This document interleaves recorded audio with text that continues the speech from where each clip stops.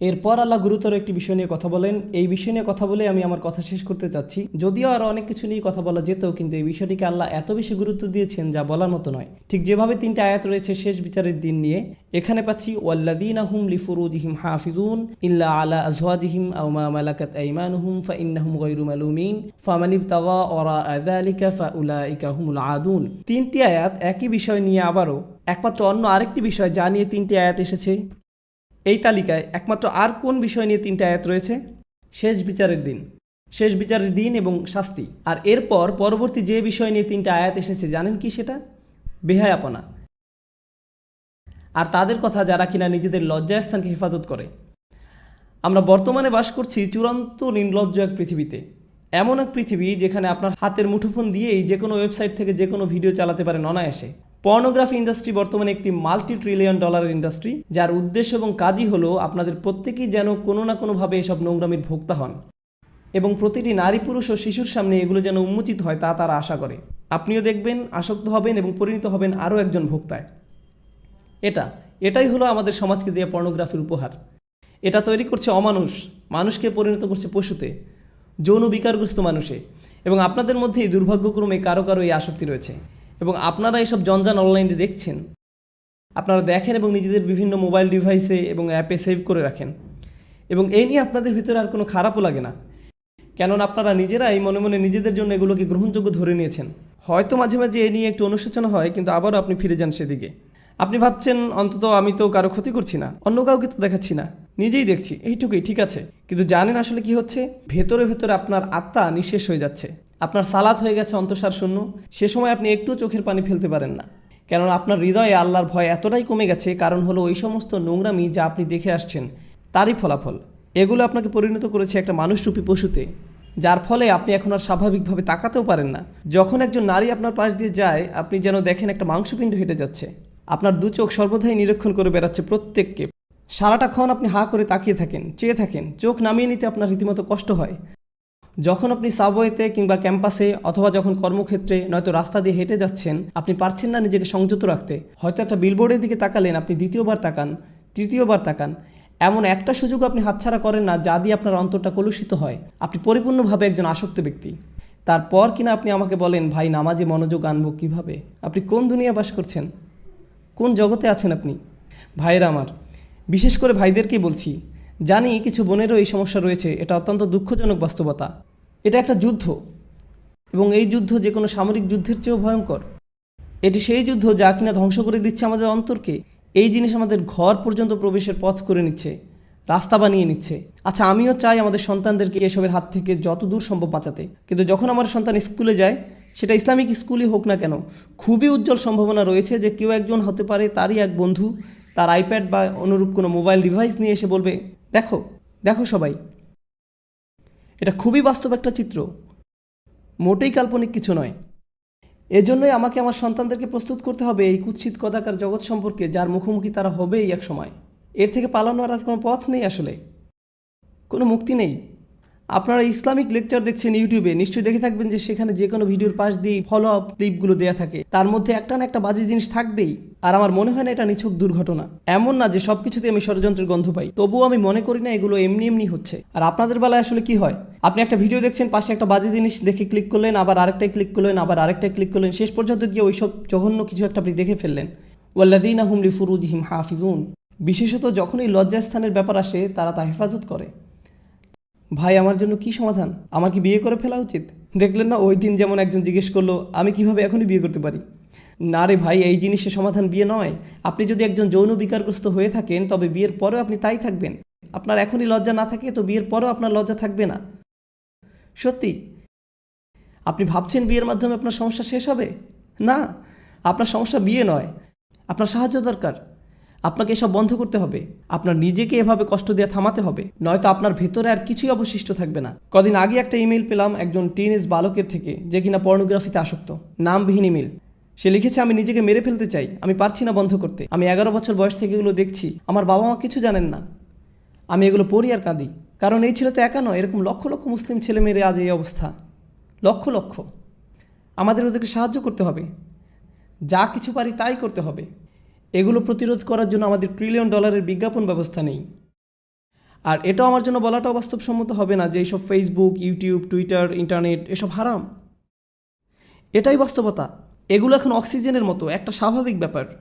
আমরা শুধু যা করতে পারি তা হলো আমাদের তরুণদের সাথে এ বিষয়ে পরিপক্ক কথাবার্তা বলতে হবে এবং তাদের শেখাতে হবে কীভাবে এইসব জিনিসকে মোকাবেলা করতে হয়, এগুলোর ফাঁদে না পড়ে। এখানে যারা প্রাপ্তবয়স্ক আছেন, ইন্ডিয়ান মুভি দেখা বন্ধ করুন ভাই। আপনি কেন এসব লেকচারে অংশগ্রহণ করছেন? কথা বলছেন সালাত নিয়ে, সালাতের গুরুত্ব নিয়ে, অথচ নিজেদের সংযম ধরে রাখতে পারছেন না। মা, মেয়ে, স্বামী, স্ত্রী, বোনেরা মিলে একসাথে যা ইচ্ছা দেখছেন, কী না দেখছেন। আল্লাহ, থামুন, বন্ধ করুন এসব, থামুন। ওয়াল্লাযীনা হুম লিফুরুজিহিম হাফিজুন, তারা তাদের লজ্জাস্থান হেফাজত করে। লজ্জাস্থানের হেফাজত করা মানেই যে ব্যভিচার, জিনা না করা তা কিন্তু নয়। এর মানে সেই সকল জিনিস থেকে বিরত থাকা যা আমাদেরকে ওই প্রলোভনের দিকে ধাবিত করে। তারা লক্ষ্য করে, তারা রক্ষা করে, তারা জানে লজ্জাবোধ হুমকির মুখে পড়ে, তারা বোঝে কিসে তাদের দুর্বলতা এবং আকাঙ্ক্ষা, চাহিদা সম্পর্কে। এই তীব্র আকাঙ্ক্ষা আসলে আল্লাহ আমাদের মধ্যে দিয়েছেন এবং সেটা আল্লাহ দিয়েছেন সঙ্গত কারণেই। তিনি এটা করেছেন আর সবার মধ্যে এই চাহিদা আছে, এটা বলতে আমার কোনো দলিল প্রয়োজন নেই। জানি আমি, পুরুষ মানুষ যারা এখানে আছেন প্রতিদিন প্রতিনিয়তই আপনাদের সবাই এই চ্যালেঞ্জকে মোকাবিলা করছেন। বিশেষ করে এরকম একটা শহরে, অন্তত টেক্সাস আর একটু বেশি রক্ষণশীল, অনেক বেশি না, কিছুটা বেশি। কিছু শহরে অন্তত এসব কুরুচিপূর্ণ বিলবোর্ড বা এ ধরনের জিনিস বসানোর অনুমোদন দেওয়া হয় না। আসলে তারা বিলবোর্ড টাঙানোর অনুমোদন দেয় না, কিন্তু সেটা হয়তো দ্রুতই বদলে যাবে, কেননা শেষ পর্যন্ত সাম্রাজ্যবাদেরই জয় হয়। কথা হচ্ছে আপনারা এমন এক শহরে বাস করেন যেখানে সবই আপনার সামনে উন্মুক্ত, কোনো কিছুই বাদ নেই, সব কিছু। আর আপনাদের রীতিমতো মরণ যুদ্ধ করতে হয় নিজেদের বাঁচানোর জন্য। এই অনুচ্ছেদটিতে এমনকি খুব বেশি বড় লক্ষ্য অর্জনের কথা বলা হয়নি, এখানে কেবল ন্যূনতম অংশটুকু এসেছে। আগেই বলেছি আপনাদের, তাই না?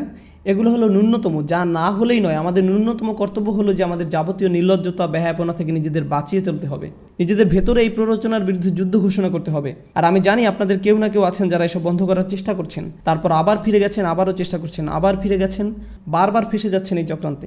জানি আমি, অনেকেরই এমনটি হচ্ছে। আপনারা যুদ্ধ করে যাচ্ছেন এর সাথে, তবে হাল ছেড়ে দিবেন না। আর সেজন্য যা প্রয়োজন করুন, কখনো একা থাকবেন না, সব সময় ভালো বন্ধুর সাথে থাকুন। লাইব্রেরি চলে যান আর সেখানে পড়াশোনা করুন। এমন কোথাও চলে যান যেখানে আপনার আশেপাশে আরও মানুষ থাকবে, কারণ আপনি যখনই একা থাকেন শয়তান আপনাকে একা পেয়ে বসে। আর আল্লাহর ভয় যদি আপনার মনে যথেষ্ট না থাকে, তবে অন্তত মানুষের ভয় যদি কাজ হয়, অন্তত নাই মামার চেয়ে তো কানা মামা ভালো। আপনারা জানেন এসব কথা অন্যখানে আমি আগেও বলেছি, বাবা মায়েদের আরও বলছি, যদি আপনার বাসায় কম্পিউটার থেকে থাকে দয়া করে সেটা ল্যাপটপ না হয়, বাসার ডেস্কটপ রাখুন। আর মনিটরটা যেন বড় হয়। আর এটা নিশ্চিত করবেন কম্পিউটারটা যেন রান্নাঘর কিংবা খাওয়ার ঘরে থাকে, বসার ঘর ব্যবস্থা করবেন না। বাচ্চাদের ঘরে তো নয়, এমনকি আপনাদের শোবার ঘরেও না, খাবার ঘরে কম্পিউটার রাখবেন, একদম সবাই দেখতে পাচ্ছে এমন দিকে মুখ করে। তুমি হোমওয়ার্ক করতে চাচ্ছ, করো, মনিটর এদিক ওদিক ঘোরাতে পারবে না, সবার মুখের সামনেই থাকবে। এভাবেই আপনাকে করতে হবে, বুঝলেন? এভাবেই আমাদের সাবধানতা অবলম্বন করতে হবে।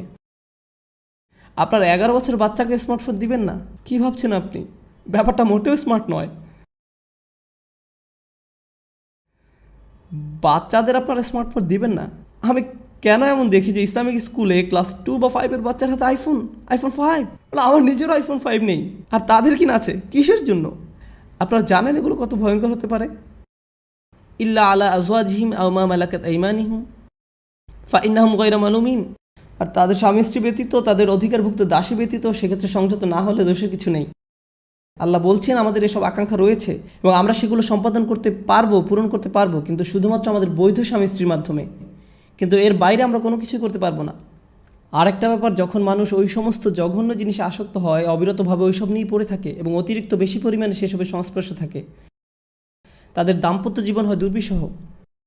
ভোগ সুখ নিয়ে তাদের নিজেদের ভেতরে এক ধরনের অলীক এবং অবাস্তব ধারণা গড়ে ওঠে এবং তখন তারা নিজেদের স্বামী স্ত্রীর কাছ থেকে সেই সুখ খুঁজে পায় না। ঘরে ঘরে এগুলো নিয়ে অনেক বড় ফিতনা তৈরি হয়, পরিবার ধ্বংস হয়ে যায়, মুসলিম পরিবার। এগুলোই বর্তমান সমাজে আমাদের হচ্ছে। আল্লাহ তাদের সম্পর্কে বলেন যারা সালাত প্রতিষ্ঠা করে। তিনি বলেন, আমি বর্ণনা করছি যারা সালাত বা নামাজ প্রতিষ্ঠা করে, এগুলো হচ্ছে মৌসুফ আল মুসল্লিন, সালাত প্রতিষ্ঠাকারীর বৈশিষ্ট্য। আল্লাযিনা, সব আল্লাযিনাগুলোর প্রত্যেকটি হচ্ছে মুসল্লিদের এক একটি সিফাত বা বৈশিষ্ট্য। অর্থাৎ যারা সালাত কায়েম করে তারাই হলো সেসব মানুষ যারা নিজেদের সালাত কায়েমের ব্যাপারে নিয়মিত এবং অবিচল। এরাই হলো সেসব মানুষ। ফামান ইবতাগা ওয়ারাআ যালিকা ফাউলাইকা হুমুল আদুন। আর যারা কিনা এই সীমার বাইরে চলে যায় তারা মূলত আগ্রাসনে লিপ্ত। এসব কাজে এক প্রকার আগ্রাসন।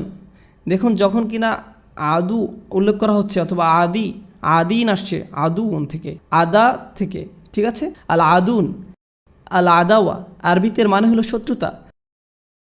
আল্লাহ বলছেন যারাই কিনা তাদের কামনা বাসনা চরিতার্থ করে হালাল পথের বাইরে, বিবাহের বাইরে, যারাই সেটা করে তারাই এক ধরনের সক্রিয় আগ্রাসনে লিপ্ত। প্রশ্ন হচ্ছে কার বিরুদ্ধে এই আগ্রাসন? কেননা আপনি যখন শত্রুর কথা বলেন তখন মাথায় আসে যে সে শত্রু কার শত্রু।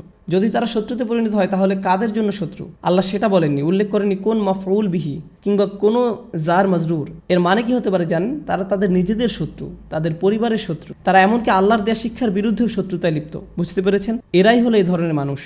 আপনার আর আমার সবচেয়ে যে গুরুত্বপূর্ণ সম্পদ তা হলো আমাদের অন্তর, আমাদের হৃদয়।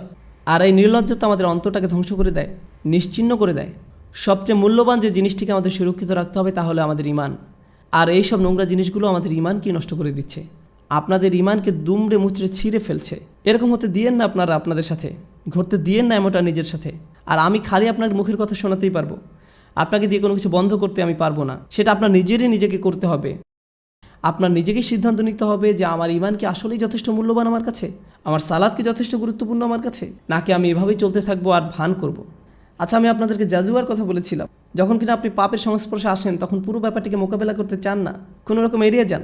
আর এরকম অনেকেই আসলে আছেন যারা অনেক কিছু শোনেন কিন্তু সেগুলো নিয়ে কাজ করেন না, খালি এড়িয়ে যান।